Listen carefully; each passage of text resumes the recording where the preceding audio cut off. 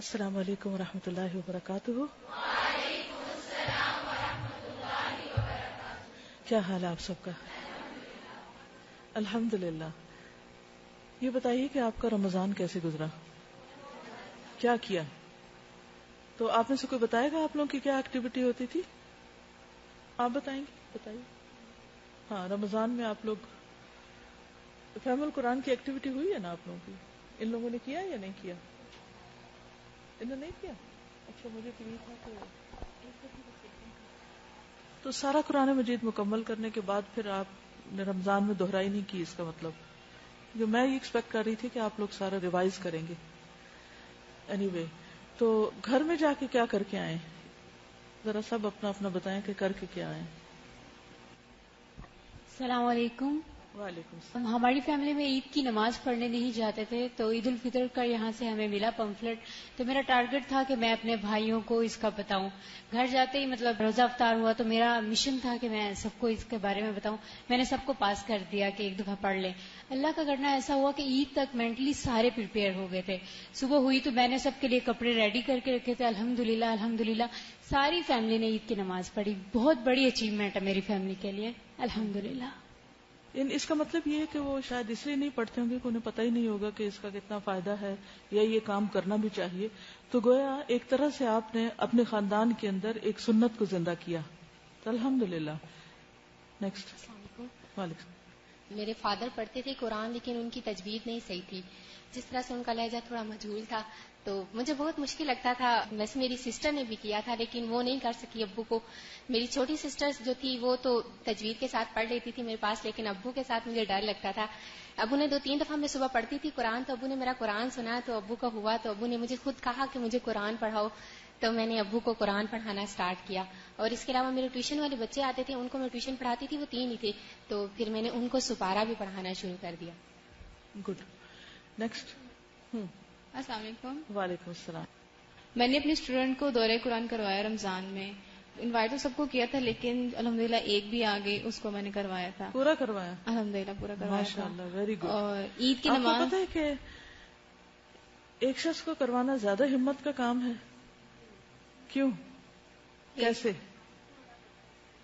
کیونکہ شیطان خیر بندہ ہوا ہوتا ہے، لیکن ہمارا نفس جو ہے وہ بار بار ہمیں یہ کہتا ہے کہ لو ایک کو، صرف ایک کے ساتھ تم اتنا وقت لگاؤ گی. لیکن اللہ کا شکر ادا کرنا چاہیے کہ اس ایک کی برکت سے خود ہم کچھ کرنے کے قابل ہو جاتے ہیں. اگر وہ ایک نہ ہو تو اپنی دہرائی بھی مشکل ہو جاتی. اور اس سے اتنا فائدہ ہوا کہ میری اپنی جو تھی وہ پوری دہرائی ہو گئی، تفسیر جیسے ساری کمپلیٹ ہو گئی. اور دوسرا یہ کہ عید کی نماز میں نے کبھی نہیں پڑھی تھی، اس دفعہ میں نے پڑھی، بہت اچھی عید گزری میری. الحمدللہ. السلام علیکم. سب سے پہلے تو مسجد میں ہم ہمیشہ تراویح پڑھنے جاتے تھے، تو میری بڑی خواہش تھی کہ میں نوافل میں خود سے قرآن پڑھوں اور اس میں تلاوت کروں.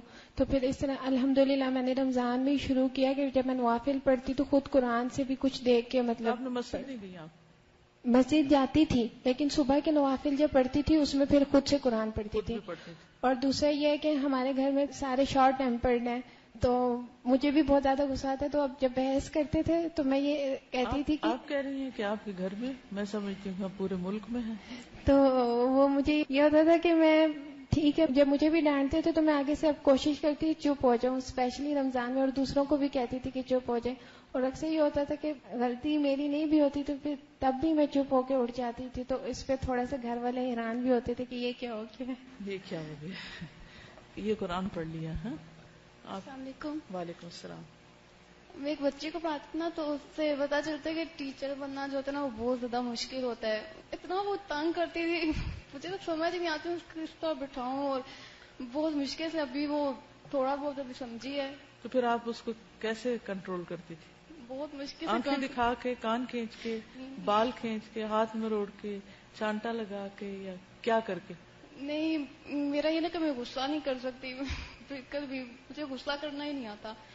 تو پھر تو آپ کا کوئی امتحان ہی نہیں ہے. اچھا. تو بس سمجھاتی ہوں بس. پھر اس نے کچھ پڑھا بھی کہ کچھ نہیں پڑھا؟ نہیں، الحمدللہ اب صحیح پڑھنے شروع ہو گئی ہے. الحمدللہ. ایک بات یاد رکھیے کہ ہمیشہ کوئی بھی کام جب انسان شروع کرتا ہے تو شروع کے دن بہت مشکل ہوتے ہیں. ابتدا اور آغاز جو ہے کسی بھی چیز کا، اس میں بہت دقت ہوتی ہے، تکلیف ہوتی ہے، پریشانی ہوتی ہے، اور جب انسان کرنے لگتا ہے تو پھر عادی ہو جاتا ہے، روٹین بن جاتی ہے، تو مشکل نہیں لگتا. جیسے پہلا روزہ مشکل ہوتا ہے نا، لیکن پھر اگلے دن آسان، اگلے دن، اور پھر ایسے عادت ہو جاتی ہے کہ جب روزہ نہیں رکھتے تو سوچتے ہیں کہ کیوں نہیں رکھا، رکھ ہی لیتے تو اچھا تھا. اسی طرح جو لوگ نماز نہیں پڑھتے تو جب وہ نماز شروع کرتے ہیں تو ان کے جسم کو عادت ہی نہیں ہوتی، نہ جھکنے کی تو کمر میں درد ہونے لگتی، نہ نیچے گھٹنے رکھنے کی زمین پہ سجدہ کرنے کی، باقاعدہ گھٹنے دکھنے لگتے ہیں ان لوگوں کے جو نئے سرے سے نماز شروع کرتے ہیں، ان کے جسم میں فلیکسیبلٹی نہیں ہوتی. تو کچھ دن وہ سخت تکلیف سے گزرتے ہیں، پھر اس کے بعد آہستہ آہستہ ٹھیک ہو جاتے ہیں. نبی صلی اللہ علیہ وسلم پر پہلی وحی جو نازل ہوئی تھی، اگرچہ جب بھی وحی نازل ہوتی آپ ایک تکلیف سے گزرتے، لیکن پہلی وحی جو تھی وہ سب سے زیادہ مشکل تھی. تو جب کبھی کوئی بھی اچھا کام آپ شروع کریں تو شروع میں صبر کا مظاہرہ کریں اور سوچیں کہ یہ ٹھیک ہو جائے گا، معاملہ بہتر ہو جائے گا، کل آج سے آسان ہوگا، پرسوں کل سے آسان ہوگا، پھر آہستہ آہستہ اور آسانی ہو جائے گی. جو شخص اس پہلے مرحلے پر صبر کر لیتا ہے وہ کچھ نہ کچھ اچیو کر لیتا ہے، اور جو اس پہلے مرحلے پر صبر نہیں کر سکتا، گھبرا کے پیچھے ہٹ جاتا ہے، تو پھر وہ پیچھے ہٹ جاتا ہے. اب دیکھیے کہ ہم ہر روز مختلف زندگی کے بارے میں مختلف طرح کے ڈیسیژنز لیتے رہتے ہیں، یہ کر لیں یہ نہ کریں. ہر راستے میں آپ کے سامنے آپ ایک کراس روڈ پہ ہوتے، رائٹ جانا ہے، لیفٹ جانا ہے، سیدھے جانا ہے، پیچھے جانا ہے، کدھر جانا ہے، اور آپ کی جو قسمت ہے اسی فیصلے کے ساتھ بندھی بھی ہوتی. جیسے آپ ریلوے اسٹیشن پہ چلے جائیں، کسی ٹرین پر، آپ جس ٹرین پہ آپ بیٹھ جائیں گے، جو بھی آپ ڈیسیژن کریں گے، وہ ٹرین آپ کو اسی منزل تک پہنچا دے گی. تو بالکل اسی طرح جب بھی ہم کوئی کام کرنے لگتے ہیں، اچھا یہ پڑھیں یا نہ پڑھیں، یہاں جائیں یا نہ جائیں، یہ کھائیں یا نہ کھائیں، سوئیں یا نہ سوئیں، کچھ بھی کرتے وقت چھوٹے سے چھوٹے اور بڑے سے بڑے ڈیسیژن، یہ سارے ڈیسیژن جو ہوتے ہیں یہ الٹیمیٹلی آپ کا ایک انجام بنا دیتے ہیں. جب بھی کوئی نیکی کا موقع آئے کرنے کی نیت باندھ لیں، ارادہ کر لیں، پکا ارادہ کر لیں، تو اللہ کی توفیق بھی آ جائے گی، مدد بھی آئے گی، اور اس کے بعد کر گزریں. انشاءاللہ وقت کے ساتھ ساتھ آسانی ہو جائے گی، کیونکہ اللہ کا وعدہ ہے ان مع العسر یسرا، عسر کے ساتھ ہی یسر، اگر عسر نہیں تو یسر کہاں سے. اور اس چیز کا میں کانشیسلی مشاہدہ اپنے پچھلے سفر میں کرتی رہی ہوں. پچھلے کچھ عرصے سے مسلسل ایک طرح سے میں سفر میں تھی، اور اس میں اپنے آپ کو یہ سمجھاتی کہ اچھا آج جیسے ایک جگہ پر اترے تو آج کا دن بہت مشکل ہوگا. پہلے سے میں اپنے آپ کو سمجھا دیتی کہ یہ مشکل ہوگا، اور تھوڑی فرسٹریشن ہوگی کہ ہر چیز کیوں نہیں ٹائم پر ہو رہی، مرضی کی کیوں نہیں ہو رہی. لیکن اس پر فوکس نہیں کرنا، مقصد پہ فوکس کرنا کہ ہم یہاں آئے کیوں ہیں. مثلا یہاں سے میں کراچی گئی، کراچی سے پھر آگے مکہ گئی، تو جب مکہ پہنچے تو آپ کو معلوم ہے کہ وہ ایک دم ہوا، فضا، ماحول، موسم، کھانا پینا، روٹین، ایون ٹائم ہم سے 2 گھنٹے پیچھے ہے وہاں کا ٹائم. جیسے اگر اس وقت یہاں پر 1:20 ہو رہے ہیں تو وہاں پر اس وقت دن کے 11:20 ہو رہے ہیں. تو نیند کے ٹائم بھی فرق ہو جاتے ہیں نا. تو اب سحری کا ٹائم یہاں کچھ اور سیٹ کیا ہوا ہے، جب وہاں پر اٹھتے ہیں تو اور ہوتا ہے، پھر وہ بھوک کا وقت بھی بدل جاتا ہے. تو جب بھی کوئی کسی بھی چیز کی کمپلینٹ کرتا ہے تو میں ہمیشہ سوچتی ہوں کہ اگر یہ اس وقت یہ سوچ لیں کہ یہاں آئے کیوں ہیں اور ان کو یہاں سے مل کیا رہا ہے، تو یہ ساری شکایت ایک دم ختم ہو جائے. پھر اس کے بعد ہم مدینہ گئے. جب وہ مدینہ پہنچی تو وہاں پر موسم اور ہر چیز بالکل پھر بدل گئی. تو جو میں مسجد کی طرف بڑھتی اور جب میں مسجد کے اندر پہنچتی تو میں صرف یہ سوچتی کہ یہاں کون ہے. حضور صلی اللہ علیہ وسلم اتنے قریب ہیں، حضرت ابوبکر اتنے قریب ہیں، حضرت عمر یہاں ہوتے ہیں. آپ یقین کریں کہ میری کیفیت بدل جاتی، میرے جسم کی کیفیت بدل جاتی، میرے دل کی حالت بدل جاتی اور مجھے یہ لوگوں کے جھگڑے اور بحثیں، اور کوئی شور بلند کر رہا ہے، کوئی کچھ کر رہا ہے، کوئی ہنس رہا ہے، کوئی لیٹا ہوا ہے، کوئی کھا رہا ہے، کوئی کچھ کر رہا ہے، یہ سب چیزیں اتنی irrelevant لگتی. اور کوئی کسی سے شکایت کر رہا ہے، کوئی پھر جب لوگ واپس آتے ہیں تب بھی شکایت عام طور پہ کرتے ہیں، یہ نہیں تھا اور یہ ہے اور ایسا ہو گیا ویسا ہو گیا. تو میں پھر ہمیشہ ایک ہی بات یاد کرتی بھی اور کراتی ہوں سب کو ہی کہ ہم آئے کس لیے ہیں اور کس کے قریب آ گئے ہیں، کیا چھوڑ کے آئے. جو چھوڑا ہے وہ تو کچھ بھی نہیں، اور جو پایا ہے وہ تو بہت کچھ ہے. تو ایک دم نگاہیں اڑ جاتی ہیں ان سب مسائل سے جو ہمیں نظر آ رہے تھے چھوٹے چھوٹے پیٹی. اسی طرح جیسے ابھی آپ گھر کی راحت آرام کچھ دن گزار کے واپس آئیں، پھر نئے سرے سے ہاسٹل کی روٹین، پڑھنے کی روٹین، 6-8 گھنٹے روز پڑھنا. تو پھر انسان یہ سوچے کہ آئے کیوں ہیں، کیا پانے والے ہیں، کیا ملنے والا ہے، کیا حاصل ہونے والا ہے، مل کیا رہا ہے، چھوڑا کیا ہے، کیا پایا ہے، کیا کھویا ہے.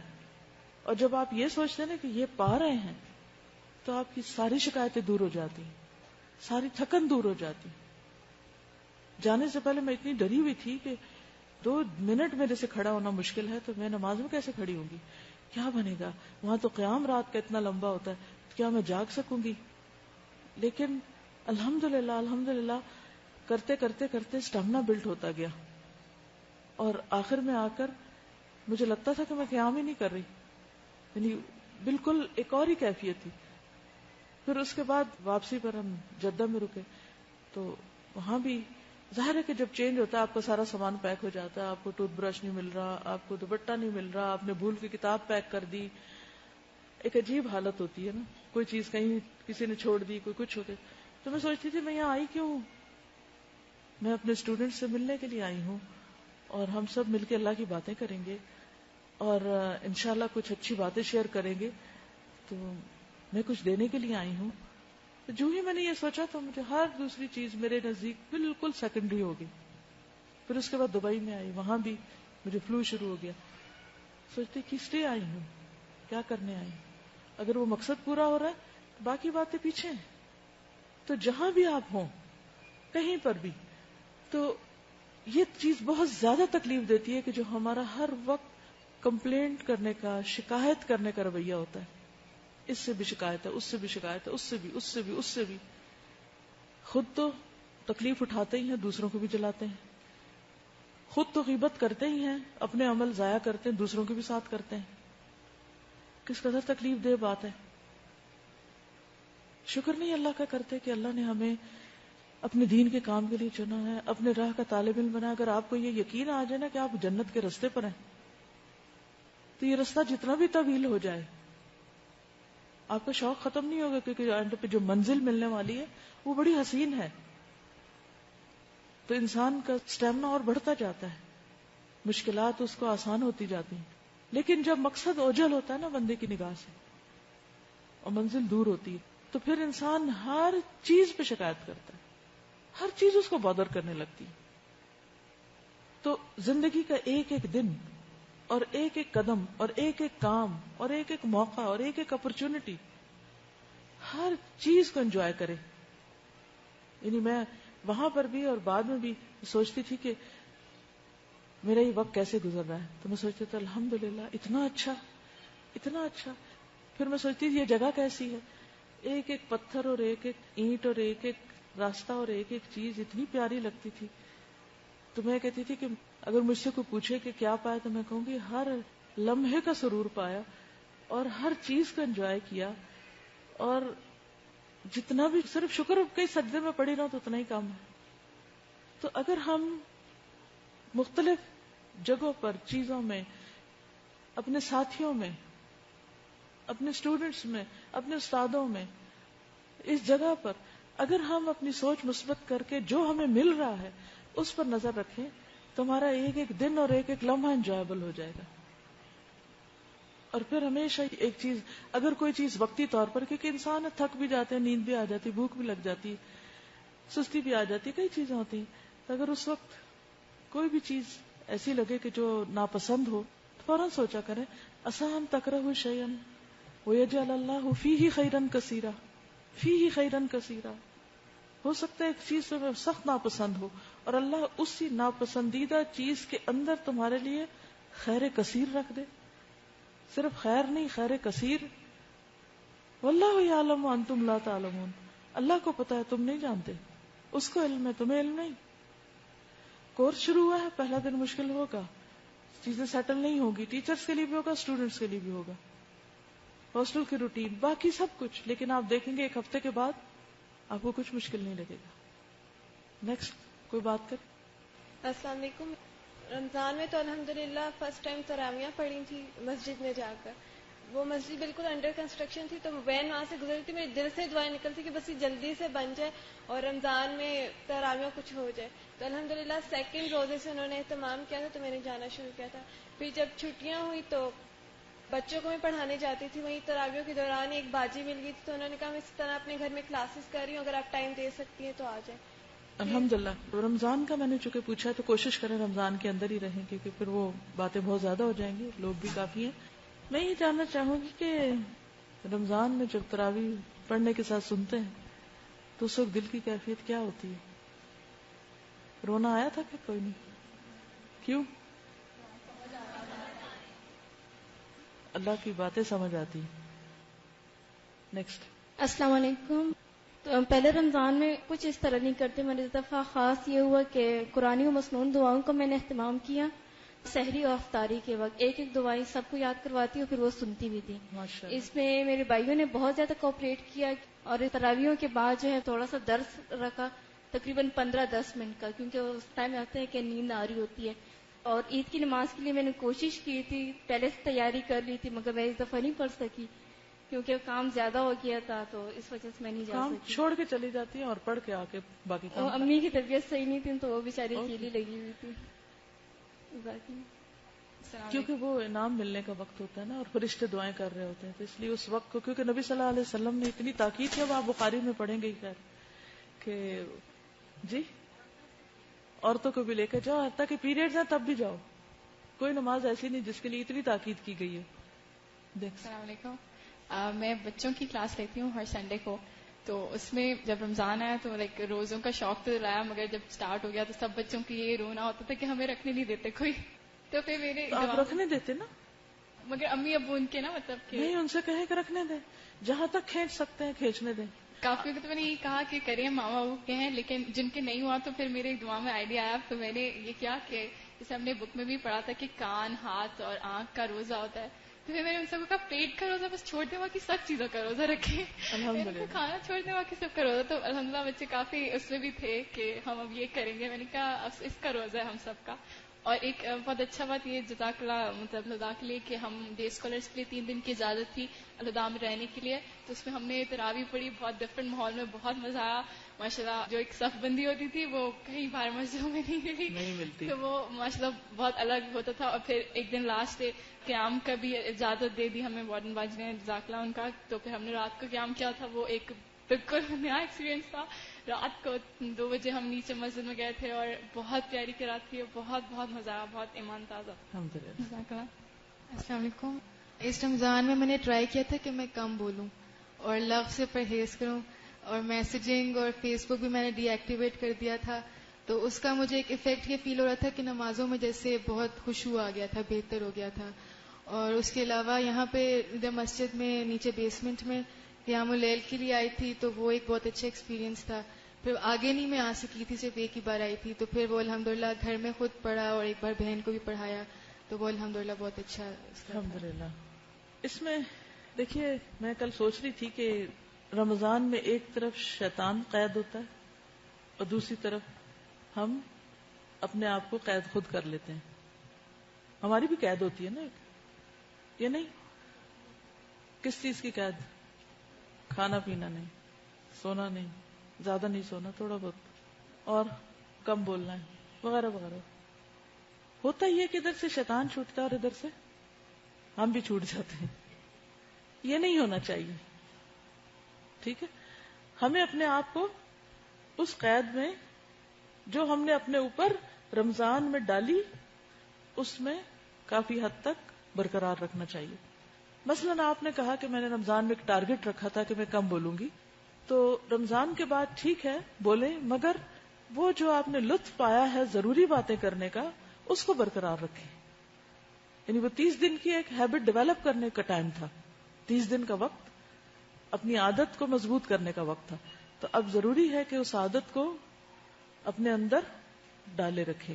اگر 100% نہیں بھی اس طرح کر سکتے تو ایٹ لیسٹ 50% کر لیں، پھر اگلے رمضان میں مزید کوشش کریں. کیونکہ میں سمجھتی ہوں کہ یہ جو ہماری زبان کا مسئلہ ہے نا، یہ بہت مشکل مرحلہ ہے. اور وہ نبی صلی اللہ علیہ وسلم نے ایک موقع پر فرمایا تھا کہ جب آپ کسی بات کی وجہ سے رونے لگ گئے تھے کہ اپنے ایک صحابی کی بیماری پر، تو صحابہ دیکھ کر پریشان ہوئے کہ آپ رو رہے ہیں. تو آپ نے فرمایا کہ اللہ تعالیٰ ان آنسوؤں کی وجہ سے عذاب نہیں دیتا، لیکن اس کی وجہ سے دیتا ہے، زبان کی وجہ سے. جب ہم کوئی بھی بات غلط بولتے ہیں، ایون کئی صحیح باتیں بھی ہمیں زیب نہیں دیتی کرنی. اگر کوئی اس امتحان میں پاس ہو جائے تو سمجھے وہ پاس ہے. جسم کے ہر حصے کو ہلانے کے لیے کچھ نہ کچھ مشقت کرنی پڑتی. مثلا اگر آپ سے کہا جائے نا ہاتھ اٹھائیں تو آپ کو مشکل ہوگی تھوڑی. پاؤں اٹھائیں، لیٹے میں ذرا سر اٹھائیں، مشکل پڑتی ہے نا. لیکن زبان اٹھائیں، منہ میں اٹھا کے دیکھیں، کچھ مشکل ہوئی؟ سب سے آسان ہے اس کو ہلانا. اور مشکل یہ ہے کہ جب اس کو ہلاتے ہیں تو اس کے اندر سے جو کچھ پھر نکلتا ہے وہ ہماری قسمت کا فیصلہ کرے گا کہ ہم کدھر جاتے ہیں. بہت مشکل امتحان ہے، بہت مشکل. بڑے بڑے اس میں ناکام ہو جاتے ہیں. نیکسٹ. السلام علیکم.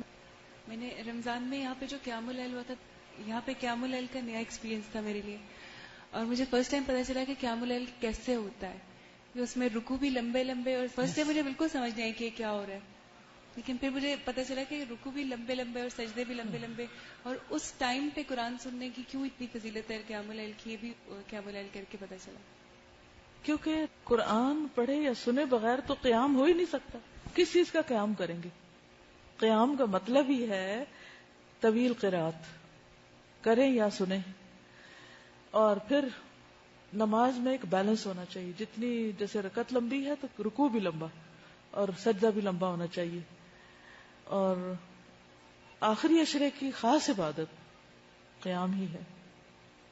بہت سے لوگ رمضان میں نفل بھی پڑھ لیتے ہیں، لیکن عموماً کیا کرتے ہیں؟ بس جلدی جلدی نفلوں پہ نفلے کل والا پڑھ کے جلد، کوئی خشوع خضوع نہیں ہوتا. تو اس لیے بہت ضروری ہے کہ رمضان میں انشاءاللہ آئندہ بھی آپ لوگ بس آخری عشرے کو پہلے سے ہی پلان کر لیں، پورے سال اس کی تیاری کریں. ایک طرح سے میں نے ایک روایت میں پڑھا تھا، عبداللہ بن مسعود کی، عبداللہ بن عباس کی روایت تھی کہ جو شخص سال بھر تہجد کی پابندی کرتا ہے اللہ تعالیٰ اس کو شب قدر نصیب فرماتا ہے، لیلۃ القدر نصیب فرماتا ہے. تو لیلۃ القدر کیا ہے؟ وما ادراک ما لیلۃ القدر، تمہیں کیا خبر کہ لیلۃ القدر ہے کیا؟ لیلۃ القدر خیر من الف شہر. کتنی چھوٹی سی صورت ہے نا، اور اس میں بار بار لیلۃ القدر کا لفظ آیا، تکرار ہوئی ہے اس کی اہمیت کی وجہ سے بھی. اور کہا کہ انا انزلناہ فی لیلۃ القدر، ہم نے اس قرآن کو لیلۃ القدر میں اتارا، یعنی رمضان کے آخری عشرے کی ایک رات میں اتارا. وما ادراک ما لیلۃ القدر، کیا چیز بتائے تجھ کو، تمہیں کیسے سمجھایا جائے، یہ کس طرح پتا چلے کہ لیلۃ القدر ہے کیا. آپ صلی اللہ علیہ وسلم تو سمجھنے والے تھے، لیکن آپ کے ذریعے ہمیں سمجھایا گیا ہے. واقعی اگر ہم اس کی قدر پہچان جائیں تو دنیا کی ہر دولت دے کر ہم اس کو پانے کی کوشش کریں، سارے کام پیچھے. اور اپنے آپ کا جائزہ لیں کہ مجھے جاگنے میں کیا چیز رکاوٹ بنتی ہے، میرے جاگنے میں کیا رکاوٹ بنتی ہے، میں کیوں نہیں جاگ سکتی رمضان کے آخری عشرے کی راتوں میں، اور کیوں نہیں دوبارہ اٹھ کے قیام کر سکتی، کیا وجہ ہے. اور ایک ایک رات کا جائزہ لے. جب میں نے اپنا خود کا انالیسس کیا، کون سی رات کی میری عبادت زیادہ بہتر تھی، اس دن میں نے کیا کیا تھا، کون سی رات کی عبادت متاثر ہوئی، اور اس میں کہاں میری غلطی تھی. اور اپنے لیے پھر نوٹ کیا کہ آئندہ اس چیز سے بچنا ہے. اس میں سب سے نقصان دہ چیز جو آخری عشرے کی عبادت میں رکاوٹ ڈالتی ہے وہ سوشلائزنگ ہے. وہ ملنے آ رہا ہے، اس سے باتیں شروع ہو گئی، یہ ملنے آ رہا ہے. اور ہوتا کہ آخری عشرے میں لوگ یا شادیوں کی تیاری کر رہے ہوتے ہیں یا عید کی تیاریاں کر رہے ہوتے ہیں، اور وہ اپنی شاپنگ سے ڈسکس کرتے رہتے ہیں، یہ خرید لیا، وہ ہو گیا، فلاں آ گیا، اب یہ ہو گیا، وہ ہو گیا. اس وجہ سے وہ رات جو ایک رات 1000 مہینوں کے برابر ہے. ہم میں سے کون 1000 مہینے جیے گا اور 1000 مہینے عبادت کرے گا؟ ایک رات نہیں کر سکتے تو 1000 مہینے ہم نے کہاں کرنی؟ سارا سال ہم اتنا قیام کر سکتے ہیں؟ نہیں کر سکتے. تو اللہ تعالیٰ نے ہم جیسے نکمے لوگوں کے لیے وہ رات رکھ دی کہ اب بھی کر لو، چلو آج ہی کر لو. اس لیے اس کو آئندہ کے لیے ابھی سے ٹارگٹ کر لینا ہے کہ اس کو ہم نے پریزرو کرنا ہے، اس کو نہیں ہاتھ سے جانے دینا. اتنا بڑا خزانہ، تقریباً 80 سال کی عبادت بنتی ہے وہ. اسی لیے اللہ تعالیٰ فرماتا ہے ما ادراک ما لیلۃ القدر لیلۃ القدر خیر من الف شہر تنزل الملائکۃ والروح. میں نے کسی سے ذکر کیا کہ جبریل امین اس رات اترتے ہیں. کہتی ہیں حالانکہ ان کو پتا تھا، لیکن وہ ایک احساس کہ وہ اترتے ہیں، تو وہ ایک ایسا جیسے مسجد نبوی میں جاتے کہ حضور صلی اللہ علیہ وسلم اتنے قریب ہیں، تو وہ جب یہ کہ وہ جبریل اترتے ہیں تو وہ ایک کیفیت بدل جاتی ہے نا آپ کی خشوع کی اور آپ کے احساس کی اور آپ کی عبادت کی. لیکن ہم کس طرح گنوا دیتے ہیں. اور چونکہ ہمارے آس پاس کا ماحول ان کو قدر نہیں، اور ہم پڑھے لکھے بھی ساتھ ہی جاہل بن جاتے ہیں، لہٰذا کوئی بھی صحیح طرح اس رات کے حق ادا نہیں کرتا. آپ کچھ کہنا چاہ رہے؟ ہاں، سستی.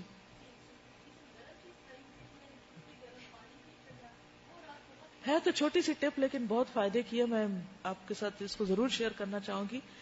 انہوں نے نوٹ کیا کہ جس دن انہوں نے کوئی ٹھنڈی چیز کھائی تو اس دن ان کو جاگنے میں مشکل پیش آئی، اور جب گرم چیز کوئی کھائی تو اس سے ان کو چستی ایکٹیو رہی.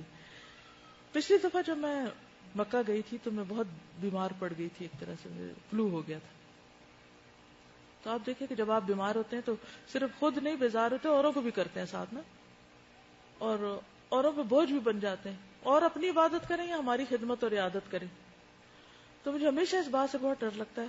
کئی دفعہ لوگ کہتے ہیں نا آپ ہمیں عمرے پہ لے کے جائیں، اور مجھے ایک بھی اندر دل کا چور ہوتا ہے کہ میں جا کے بیمار پڑ گئی تو باقی لوگ جو اتنی توقع لے کے جائیں گے تو وہ تو بہت مایوس ہوں گے. تو اس لیے بہتر ہے جو کام نہ کر سکے بندہ نہ کرے. تو کسی سے میں نے ذکر کیا تو انہوں نے کہا کہ وہ لوگ ہر سال مکہ میں ہی گزارتے ہیں رمضان.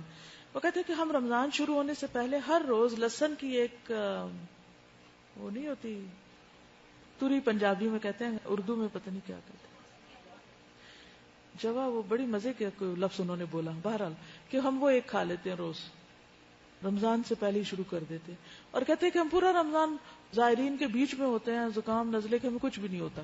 میں بڑی حیران ہوئی، میں نے کہا واہ یہ تو بہت کام کا نسخہ ہے. میں نے کیا کیا کہ کراچی میں آخری جانے سے پہلے میں نے شہد کے اندر، کیونکہ ویسے پریزرو نہیں کر سکتے نا لہسن، شہد کے اندر پھر اس کی اسمیل بھی کم ہو جاتی، تو دیسی لہسن کو اس میں ڈال کے چھوٹی سی وہ ڈبی بنا لی، تو ہر روز کھانا شروع کر دی، شروع رمضان سے. پھر جب وہاں گئی تب بھی. پھر جانے سے پہلے ایک میل میں نے پڑھی، اس میں جنجر کے فائدے پڑے. جنجر بھی گرم ہوتی، تو میں نے ہر روز افطار میں کھانے کے ساتھ بس اتنی سے جنجر کا ٹکڑا ایسے ٹیبلٹ کھانا شروع کر دی. ایک تو میرے جسم میں درد نہیں تھی، دوسرا میں ایکٹیو ہو گئی، تیسرا یہ کہ الحمدللہ ہر طرح کے فلو سے بچی رہی. اور وہ ایک جو صحت کے ساتھ عبادت ہوتی ہے اس کی بات ہی کچھ اور ہوتی، بجائے اس کے کہ انسان سست ہو، بیمار ہو. تو آپ بھی اپنے مزاج کو پہچانیے کہ آپ کو ٹھنڈا نقصان دیتا ہے یا گرم نقصان دیتا ہے، کیونکہ سب کا مزاج فرق ہوتا ہے. ہو سکتا ہے کسی کو گرم چیز سے نقصان ہو. تو شروع کے اشروں میں نا اپنا روٹین بھی سیٹ کریں اور اپنا جائزہ لیتے رہیں، کس چیز سے عبادت میں بہتری آئی، کس سے عبادت میں کمی آئی، اور پھر آخری اشرے میں فلی پریپیئرڈ ہو. ہم سب مصروفیتوں کا بھی بہت عذر کرتے ہیں. میں سوچتی ہوں کہ نبی صلی اللہ علیہ وسلم سے بڑھ کے کوئی مصروف تھا؟ آپ ہر سال اعتکاف کرتے تھے اور ہم نے ایک دفعہ بھی نہیں کیا. ہم کیسے پیروکار ہیں؟ تو ہم نیت تو کر لیں نا، ارادہ تو کر لیں. ٹھیک ہے ابھی بچے چھوٹے ہیں، ابھی آپ کی ذمہ داریاں بہت ہیں، لیکن ہو سکتا ہے جب تک یہ ذمہ داریاں ختم ہو تو صحت بھی ختم ہو جائے یا زندگی ختم ہو جائے. تو کچھ نہ کچھ چلے اگر اعتکاف نہ صحیح تو کوئی بھی طریقہ ایسا اختیار کرے کہ جس میں تھوڑی آئسولیشن. اعتکاف کیا ہے؟ Isolation minus socialising. جو کرنی ہے پہلے کر لے, افطاریاں کرنی ہے, ملنا ہے, ملانا, جو کرنا, آخری اشرا بس بلاک کر لے اپنا کہ یہ عبادت کے لیے, تاکہ اس بڑی خیر سے محروم. کیونکہ نبی صلی اللہ علیہ وسلم نے فرمایا جو اس رات کی خیر سے محروم رہا وہ ہر خیر سے محروم رہا. بہت بڑا نقصان کیا اس نے اپنا. تو اب جو ہو گیا سو گیا, اللہ ہم کو اگلا سال دے اور ہم یہ نقصان نہ کریں. اور پھر اس میں کیا کرنا ہے؟ زیادہ قیام. کوئی لوگ کر رہے ہیں تو ان کے ساتھ کر لیں, زیادہ اچھا رہے گا, آسانی رہے گی, نہیں تو خود. اور ایسا تھا کہ پہلی دفعہ رمضان تھا کہ قرآن بالکل صحیح صحیح سمجھ آ رہا تھا اور گھر میں تراویح کا اہتمام تھا, تو اس کے لیے کہیں جانا آنا نہیں پڑتا تھا, گھر میں ہی اہتمام کرنے میں بھی اچھا لگتا تھا. ہر چیز کی فضیلت پتہ تھی کہ کسی کے لیے آپ جائے نماز بچھائیں گے تو کیا ہے, اور ساتھ ساتھ کوشش کرتی تھی تھوڑی تھوڑی باتیں بتاتی رہوں. ظاہر تھا کہ نئے لوگ تھے تو ان کو ڈائریکٹ تو بات نہیں بتا سکتی تھی. ڈائریکٹ بتانے میں بھی کوئی حرج نہیں. کئی دفعہ لوگ چاہتے ہیں کہ ان کو بتایا جائے اور وہ ایکسپٹ بھی کرتے ہیں. یہ تھوڑا خوف ہمارے اندر بھی ہوتا ہے. ان کو ڈانٹے نہیں, ان کے اوپر اعتراض نہیں کریں, لیکن ان کو بتائیں. ہاں یہ تھا کہ صف بندی کا اہتمام کروانے کی کوشش کی. وہ اسٹوڈینٹس تو کر لیتے تھے لیکن بڑی آنٹیاں پھر کرتی نہیں تھیں. کوئی بات نہیں, کر کرا کے کچھ نہ کچھ. اس میں یہ ہے کہ بعض لوگ نا صف کے دوران کھینچنے کی کوشش کرتے ہیں ایک دوسرے کو, تو اس میں پھر لوگوں میں ایک ریاکشن آتا ہے. کوشش کریں کہ اس سے پہلے یا بعد میں یا کوئی پیمفلٹ دے کے یا کسی بھی طرح, یعنی جو چیزیں آپ اپنے ساتھیوں میں اس وقت دیکھیں کہ ٹھیک نہیں ہو رہی تو پھر نماز کے بعد آرام سے بیٹھ کے بات کر لیں, تو وہ شکر گزار ہوں گے آپ کے. نیکسٹ. السلام علیکم. اس دفعہ تراویح میں جو قرآن سننے کا ایک اور ہی لطف تھا, کیونکہ قرآن جب سمجھ آ رہا تھا تو اتنے دل سے شکر گزاری تھی اللہ تعالیٰ کی, اور اپنے استادوں کے لیے دعا بھی تھی کہ قرآن اب سمجھ آ رہا ہے اللہ تعالیٰ کی یہ باتیں. اور اس کے علاوہ بہنوں کو میں نے نماز کی پابندی کے لیے ان کو ترغیب دی اور صبح شام کی دعاؤں کے لیے, اور چھوٹی بہن کو روزے کی تلقین کی تو اس نے ماشاءاللہ روزہ رکھا نا ماشاءاللہ. اور یہ کہ ساتھ ساتھ تھوڑی تھوڑی باتیں ان کو بتاتی رہی. السلام علیکم. میں نے اس رمضان میں سب سے پہلے تو میں نے پلاننگ کی تھی کہ مجھے کیا کیا کرنا ہے, جو پہلے سے پہلے میں نے کسی رمضان میں نہیں کی تھی. اس کے بعد میں نے اس رمضان میں بہت زیادہ کثرت سے استغفار کو اپنے اوپر لازم کیا تھا کہ جس حال میں بھی ہوں میں نے استغفار کرنی ہے. پھر صبح میں ادھر آتی تھی, شام میں بچوں کو پڑھاتی تھی, رات کو تراویح گئے اور صبح میں سحری. اور اس کے بعد جو 3 دن مجھے جو لاسٹ میں ملے 27 کے بعد, تو مجھے اس وقت سارے رمضان میں ہوتا تھا میں اپنی مرضی سے کچھ کروں. تو میں نے اس 3 دنوں کو بہت اچھا, میری زندگی کے شاید یادگار دن ہے وہ, تو بہت اچھا ان کو میں قرآن پاک کو ناظرہ بھی ایسے پڑھا کہ مجھے وہ لفظ سمجھ آئے. جو لفظ سمجھ نہیں آتا تھا میں تفسیر کا قرآن پاک کھول کے اس کا میننگ دیکھتی تھی, اس کے مطابق میں نے اپنے وہ 3 دن گزارے. بہت اچھا میرا رمضان گزرا. اللہ تعالیٰ آئندہ بھی ایسا ہی. یعنی اگر آپ مثلا سارا عشرہ نہیں بھی کر سکتے تو طاق راتیں کر لیں. اگر وہ بھی کسی وجہ سے ساری نہیں ہو سکی تو آخری 3 دن 1 دن کچھ سے ضرور شروع کریں.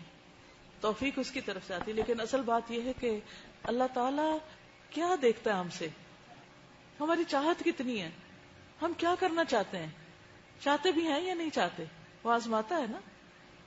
السلام علیکم. میرا یہ والا جو رمضان تھا یہ پچھلے رمضانوں سے تھوڑا سا ڈفرینٹ تھا, کیونکہ اس میں نے استقبال رمضان جب یہاں سے سنا تھا تو اس میں مجھے جو چیز کلک کی تھی وہ یہ تھی کہ اس میں پہلے سے پلاننگ کرنی چاہیے. ہم باقی ہر چیز کی پلاننگ کر لیتے ہیں لیکن جو دین کی کام ہوتا ہے اس کا کوئی پلان نہیں کرتے. تو اس میں نے خود سے یہ پلان کیا تھا جو مجھے 30 پارہ حفظ ہے وہ میں نے ریوائز کرنا ہے. اس کے علاوہ میں نے پرسنل قرآن بھی شروع کرنا ہے, کیونکہ ہم لوگ صبح کی کلاس لیتے تھے جو صبح مارننگ میں فجر کی نماز کے بعد ہوتی تھی, صوت القرآن کلاس ہو رہی تھی. اس کے علاوہ دوپہر میں دورہ قرآن ہو رہا تھا وہ بھی اٹینڈ کر رہے تھے, اور رات کو تراویحاں ہو رہی تھی وہ بھی اٹینڈ کر رہے تھے. تو میں خود فیل کر رہی تھی کہ پھر پرسنل عبادت بھی تو ہونی چاہیے, وہ بھی کسی ٹائم ہونی چاہیے. تو اس کے دوران جو ٹائم نکلتا تھا وہ پھر میں نے ایسا پلان کیا تھا کہ اس میں میں نے پرسنل عبادت کرنی ہے, اور پھر میں اس میں ذکر اور اس طرح کی تسبیحات اور ریوائز وغیرہ کرتی تھی. السلام علیکم. ایک تو میں نے یہ ٹارگٹ بنایا تھا کہ سحری اور افطاری میں جو ہے نا, سحری اور افطاری کے ٹائم سے پہلے فارغ ہو کے دعائیں ضرور کرنی, کیونکہ ہمیشہ وہ ٹائم پکوڑے تلنے اور ان سب میں نکل جاتا ہے. تو اس کا میں نے کافی اہتمام کیا کہ اس ٹائم پہ میں بالکل فارغ ہو کے بیٹھ جاتی ہوں کہ نہیں اب مجھے دعائیں پڑھنی ہیں. اور دوسرا یہ کہ الحمدللہ اس دفعہ الہدا میں جو قیام اللیل کا موقع ملا وہ میں نے پوری طرح مطلب اویل کیا کہ کوئی میری رات رہے نہیں. آخری دن بلکہ یہاں کوئی بھی نہیں تھا تو میں اپنی فرینڈ کے ساتھ آئی. صرف 4 عورتیں تھیں اور کیونکہ یہاں پہ وہ قاری بھی نہیں آنے تھے وہ جو پچھلے دنوں میں آ رہے تھے, مگر الحمدللہ جیسا بھی تھا, مگر 4 لوگ ہی صحیح, مگر وہ اللہ کا شکر ہے کہ آخری رات بھی مل گئی ہمیں. الحمدللہ. السلام علیکم. ہر رمضان میں جب بھی میں تراویحوں کے لیے آتی تھی ہمیشہ میں دعا کرتی تھی اللہ مجھے سمجھ کیوں نہیں آتا, اور یہاں پر ادھر کی لڑکیاں رو رہی ہوتی ہیں, میں کہتی کیا کرتی ہیں, کس وجہ سے رو رہی ہیں, اور میں ہمیشہ دعا کرتی اللہ جی مجھے یہ سمجھ آ جائے. الحمدللہ اس دفعہ قرآن سمجھ آیا اور پتہ چلا کہ کیا پڑھا جا رہا ہے تراویحوں میں. اور پھر آخری عشاء میرا یہاں پر گزرا الہدا میں ہاسٹل میں, تو وہ بہت اچھا رہا. فرسٹ ٹائم قیام کیا اور گھر میں بھائی کے ساتھ بہت زیادہ ٹائم گزرا میرا. جو مجھے فارغ ٹائم ملتا تھا میں اس کو ہمیشہ بتانے کی کوشش, اور وہ سن بھی رہا تھا جو کبھی بھی نہیں میری سنتا, لیکن اس دفعہ وہ ہر چیز خود پوچھتا, اچھا مجھے یہ بتاؤ یہ بتاؤ. شیطان بند تھے نا اس لیے. تو وہ بہت اچھا رہا کہ وہ خود بھی بکس پڑھنے بلکہ لگ گیا. الحمدللہ. اس میں آپ دیکھیے کہ نبی صلی اللہ علیہ وسلم خود بھی جاگتے تھے اور گھر والوں کو بھی جگاتے تھے. تو یہ مجھے خوشی ہو رہی ہے کہ آپ سب نے اپنے گھر والوں کو ساتھ انوالو کیا. وعلیکم السلام. تراویح میں پڑھنے جاتی تھی, صرف ایک ہی لڑکی ہوتی تھی, باقی 7-8 خواتین ہی ہوتی تھی. تو اکثر میں کوشش کرتی تھی کہ میں پہلے پہنچ جاؤں, لیکن مجھ سے بھی پہلے آ جاتی تھی. لیکن دکھ کی بات یہ ہے کہ اتنی زبردست آیات گزرتی تھیں, کبھی عذاب کی کبھی وعید کی, تو مجھے رونا آتا تھا ان پر اور روتی تھی کیونکہ اب سمجھ آ رہا تھا قرآن پاک سارا. اور لیکن وہ جھوم رہی ہوتی تھیں کھڑی بھی, انہیں کچھ بھی سمجھ نہیں آتا تھا, اور وہ کہتی کہ میں تو جوانی سے پڑھ رہی ہوں اور میں نے کبھی بھی نہیں چھوڑا. اکثر خواتین باقاعدگی سے آتی تھیں اور وہ کافی عرصے سے پڑھی تھیں, لیکن دکھ کی بات یہ نا کہ وہ ایک لفظ بھی نہیں لے کر جاتی تھی اس پورے. آپ ان کو نہیں, آپ نے آفر کیا کہ نہیں وہ میں آپ کی مدد کروں؟ ٹائمنگز وہ تو بھاگتی تھی جیسی ختم ہوتی تھی تراویح. بعد کے لیے آپ انہیں کوئی کچھ نہ کچھ نہیں پمفلیٹس وغیرہ دے دیتی تھی, ذکر الہی کا دیا تاکہ ان کا تھوڑا سا اس طرح مائنڈ بنے. میری نماز قرآن آپ یوں کیا کریں, قرآن سننے کے لیے کچھ نہ کچھ حصہ دیا کریں, جیسے دورہ قرآن کی پہلی CD یا سورت الملک یا سورت یاسین یا جو صورتیں ان کو سمجھ آتی ہیں تھوڑی بہت, تو اس سے ہوتا ہے کہ پھر ان کو شوق لگ جاتا ہے. نیکسٹ. السلام علیکم. اس رمضان میں ایک تو میں نے کوشش کی کہ تہجد کو لازم کر لوں, تو اللہ کا شکر ہے کہ تہجد اس وقت پڑھا تو اب یہ روٹین بن گئی ہے, فوراً آنکھ کھل جاتی ہے اس وقت. اور یہ ہے کہ استغفار کیا, اپنے اوپر لازم کیا کہ دعائیں زیادہ سے زیادہ کروں. گڈ. السلام علیکم. اس دفعہ رمضان جو تھا قصہ مختلف گزرا کہ پچھلے سال جو میں تراویح پڑھنے کے لیے کسی اور جگہ جاتی تھی, لیکن اس دفعہ مصروفیت زیادہ تھی, ہمارے پیپر ساتھ ساتھ ہوتے تھے, اس لحاظ سے پڑھنے کو بھی ٹائم دینا ہوتا تھا. تو گھر میں پھر یہ تھا کہ خود ہی تراویح کا اہتمام کیا. اس وقت مجھے بہت زیادہ خوشی ہوئی کہ پھر جب سورہ رحمان, میرے خیال ہے کہ نیکسٹ ایئر کے لیے رمضان سے پہلے پیپر لے لیں میکسیمم, تاکہ لوگ جو ہے رمضان میں پھر کہ سورہ رحمان جو یاد کی ہوئی تھی تو اس کو خود جب پڑھا جاتا تھا تو وہ بہت زیادہ خوشی کا احساس ہوتا تھا. تو اس وجہ سے پھر میرے دل میں یہ بات آئی کہ ایک صرف سورہ رحمان مجھے یاد ہے تو وہ میں پڑھتی ہوں تو مجھے اور بھی صورتیں یاد ہونی چاہیے. تو لہٰذا رمضان میں جب یہ مجھے یعنی آخر میں جب چھٹیاں ہوئی تو اس کے بعد سے میں نے شروع کر دیا کہ پہلے میں 30واں سپارہ جو یاد کرنا شروع کر دوں, اور اللہ کا شکر ہے میں تقریباً 4 صورتیں یاد کر چکی ہوں شروع سے. اور اس کے علاوہ یہ کہ ایک لڑکی جو تھی اس کے لیے میری بہت کوشش تھی کہ وہ یہاں پہ ایڈمیشن لے لیں, لیکن وہ کچھ فائنینشیل پرابلم تھی یا پھر اس نے ماسٹرز کے پیپر دینے تھے, تو وہ میرے پیچھے پڑی ہوئی تھی کہ نہیں باجی آپ ہی کروائیں. تو پھر وہ 2005 کی آپ کی جو ریکارڈنگ ہے تو اس کے ذریعے سے پھر میں نے اسے رمضان میں پڑھانا شروع کر دیا تھا, اس کے اوپر تھوڑی سی ڈسکشن بھی کرواتی تھی. الحمدللہ. اللہ تعالیٰ سب کی کوششیں قبول کرے اور اللہ تعالیٰ ہمارا آئندہ رمضان اس سے بھی زیادہ اچھا ہو. اوکے. سبحانک اللہم و بحمدک, نشہد ان لا الہ الا انت, نستغفرک و نتوب الیک. السلام علیکم و رحمۃ اللہ وبرکاتہ.